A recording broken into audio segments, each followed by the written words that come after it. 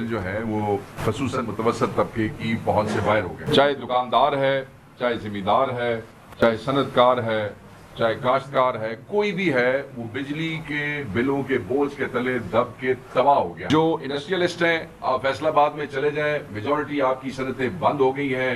آپ سب کو اندازہ ہے، آپ کے علم میں ہے کہ بجلی کے بل جو ہیں وہ خصوصاً متوسط طبقے کی پہنچ سے باہر ہو گئے، کوئی بل نہیں دے سک رہا ہے۔ تنخواہ دار طبقہ جو ہے اس پہ ٹیکسز اتنے اس بجٹ میں لگا دیے گئے ہیں کہ ان کی پہنچ سے تو چیزیں ویسے ہی باہر ہو گئی۔ چاہے دکاندار ہے، چاہے زمیندار ہے، چاہے صنعت کار ہے، چاہے کاشتکار ہے، کوئی بھی ہے وہ بجلی کے بلوں کے بوجھ کے تلے دب کے تباہ ہو گیا ہے۔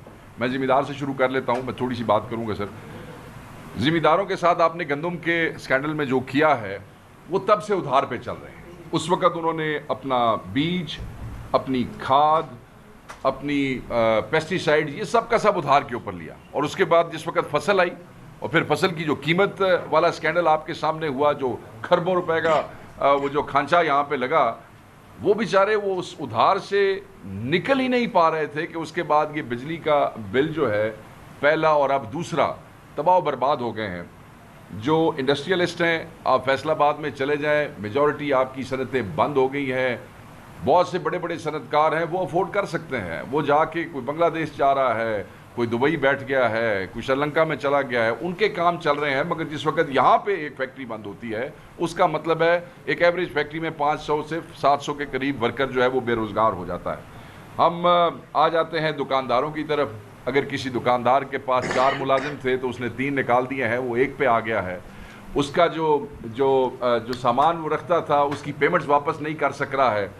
اب یہ ساری ایک اکنامک ایکٹیویٹی ہے، ایک دکان سے کوئی 10 سے 12 آدمی جو ہیں وہ ساتھ ریلیٹڈ ہیں، وہ بے روزگار ہو گئے ہیں۔ میں آپ کو ٹرانسپورٹ سیکٹر میں بتا دیتا ہوں، لوگوں نے ان نیسیسری ٹریول بلکہ نیسیسری ٹریول کرنا بند کر دیا ہے۔ آپ یہ دیکھ لیں، فیول کی قیمتیں دیکھ لیں، اس کے بعد ان کی اپنی جیب کے اوپر جو اثر ہو جاتا ہے وہ آپ دیکھ لیں، تو لوگوں نے آنا جانا بند کر دیا ہے۔ ٹرانسپورٹ سیکٹر کے لوگوں سے میری بات ہوئی ہے، 60% جو پرائیویٹ ٹرانسپورٹ کا آپ کا وہ ہے سیکٹر، وہ بیٹھ گیا ہے۔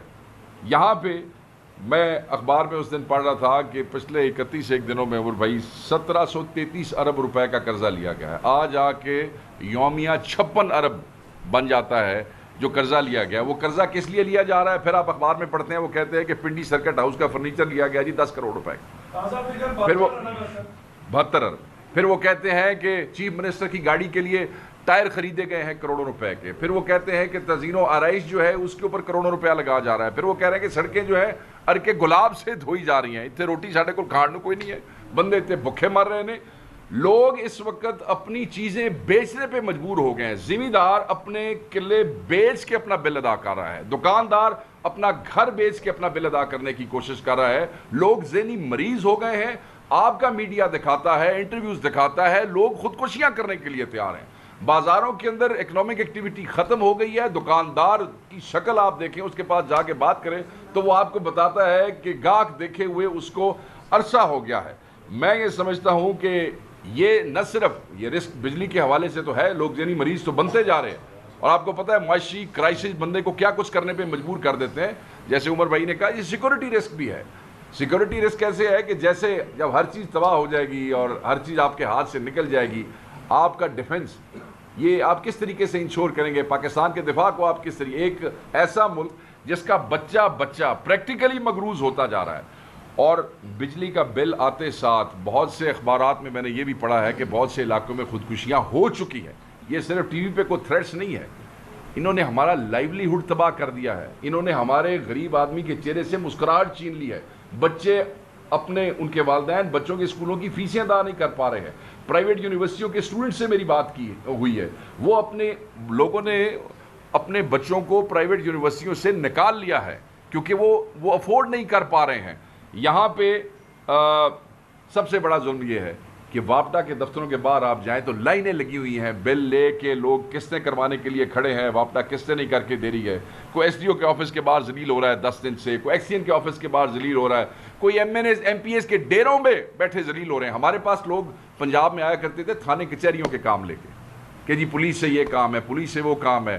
اور ہمارے یہاں ٹرینڈ یہ ہے کہ جس وقت گندم کی کٹائی ہوتی ہے، لوگوں کے پاس پیسے آ جاتے ہیں تو پھر تھانے کا کام بھی چل پڑتا ہے، لڑائیاں چل پڑتی ہیں۔ کہنا تو پیسہ تو اسی کمانڈ نہیں دیتا, جٹ مر گیا بھوکا.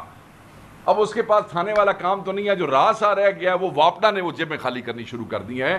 اور میں آپ کو بتاؤں کہ اس وقت ہمارے ڈیروں پہ پنجاب میں میں کہہ سکتا ہوں خصوصاً صرف بجلی کا بل لے کے لوگ صبح بیٹھے ہوتے ہیں, سفید پوش لوگ, مڈل کلاس بیچارے آ کے بیٹھ جاتے ہیں, ایکسپلین نہیں کر سکتے کہ وہ کس کام کے لیے آئے ہیں, ان کے پاس پیسے نہیں ہیں, وہ افورڈ نہیں کر سکتے ہیں.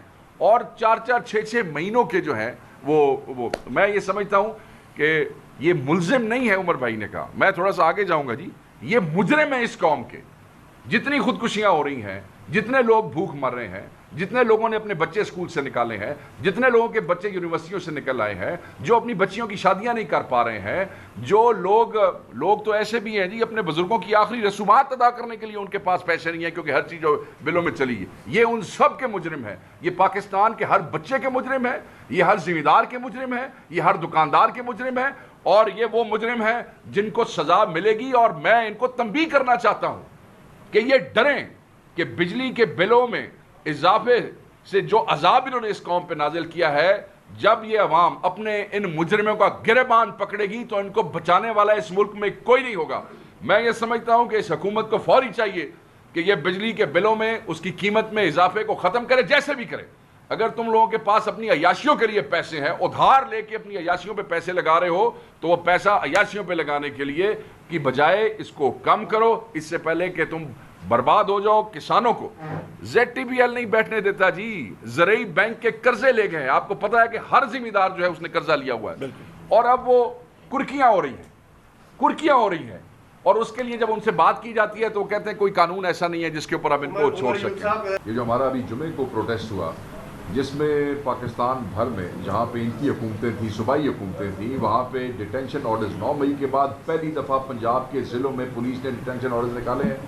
بندے گرفتار ہوئے, بندے ابھی تک جیلوں میں ہیں, ابھی تک تھانوں میں ہیں. ہمارے MPs MLAs کوشش کر رہے ہیں. اس کی ایک وجہ یہی تھی کہ اس احتجاج میں مہنگائی کے خلاف بات کرنے کے لیے ایجنڈا دیا گیا تھا پارٹی کو کہ آپ مہنگائی کے لیے بات کریں. 5 اگست کو ہم پھر اکٹھے ہو رہے ہیں. صرف ہماری پارٹی کے ورکر کو اور سپورٹر کو اس لیے روکا گیا کیونکہ مہنگائی کے خلاف ہم بات کرنا چاہ رہے ہیں, بجلی کے بلوں میں اضافے کے خلاف, فیول میں اضافے کے خلاف, مہنگائی کے خلاف. تو ہمیں بائی فورس روکا گیا ہے. مگر 5 کو ہمارا اگلا ایونٹ ہو رہا ہے, بہت بڑا ایونٹ ہو رہا ہے. میں آپ کو یہ بتانا چاہتا ہوں کہ تحریک شروع ہے, اور یہ تحریک کا سائز بڑھتا جائے گا, اور یہ کسی کے کنٹرول میں نہیں ہوگا. آپ کسی کو یہاں بٹھا دیں اپنی مرضی سے, اور دوسروں کو آپ اپنے شہروں میں بھی نہ نکلنے دیں. قوم پاگل نہیں ہے, قوم باہر آ جائے گی, اور مہنگائی پہ نکلنے پہ تو کسی کا باپ نہیں روک سکتا اس قوم کو.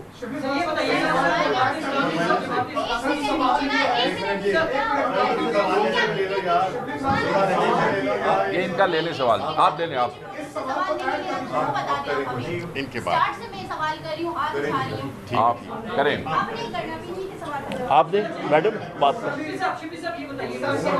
اسلامی جو ہے وہ بھی آپ والے معاملے پر جس پر آپ نے پریس کانفرنس کی, وہ بھی IPPs کے معاملے پر وہاں بیٹھے ہوئے ہیں. عمران خان سے بھی اڈیالہ جیل میں جو صحافی ملے, عمران خان نے اس دھرنے کی حمایت کی ہے, اور انہوں نے یہ کہا کہ وہ اپنے لیڈرز کو, قیادت کو یہ کہیں گے کہ وہ بھی اس میں شریک ہوں. تو آپ کی اس حوالے سے کوئی میٹنگ ہوئی ہے, آپ اس دھرنے میں جائیں گے, جماعت اسلامی کے دھرنے میں کا پارٹ بنیں گے, کیا آپ نے فیصلہ کیا؟ دیکھیں, we respect their right to protest, simple. Alliance کے حوالے سے That's it.